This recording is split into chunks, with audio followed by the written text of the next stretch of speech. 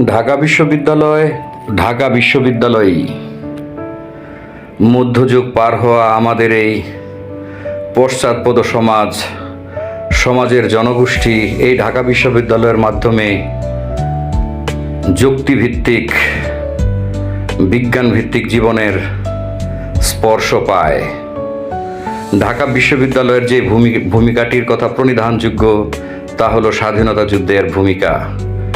আমাদের মহান মুক্তিযুদ্ধ, আমাদের স্বাধীনতা যুদ্ধ, আমাদের স্বাধিকার আন্দোলন ইত্যাদি ক্ষেত্রে ঢাকা বিশ্ববিদ্যালয় প্রভূত ভূমিকা পালন করেছে।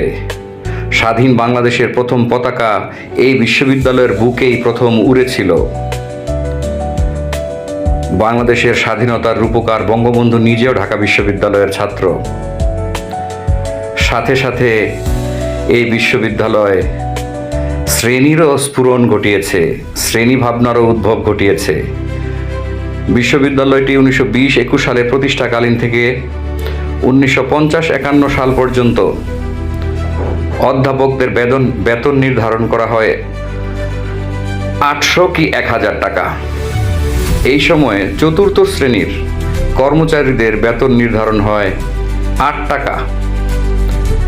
মাইনের পারিতোষিকের এই ব্যবধান একটি শ্রেণীর উদ্ভবের প্রেক্ষাপটকে নির্দেশ করে, যেখানে মহামতি অধ্যাপক আব্দুর রাজ্জাক নিজেই বলেছেন, ঢাকা বিশ্ববিদ্যালয়ে আমরা যারা কাজ করি আমরা হচ্ছি সমাজের ক্রিম, কিন্তু সমাজের ক্রিম হওয়া সত্ত্বেও আমরা সমাজের নিচু শ্রেণীর মানুষের, আর্থিকভাবে পিছিয়ে পড়া মানুষের কল্যাণের জন্য সেইভাবে ভাবিনি।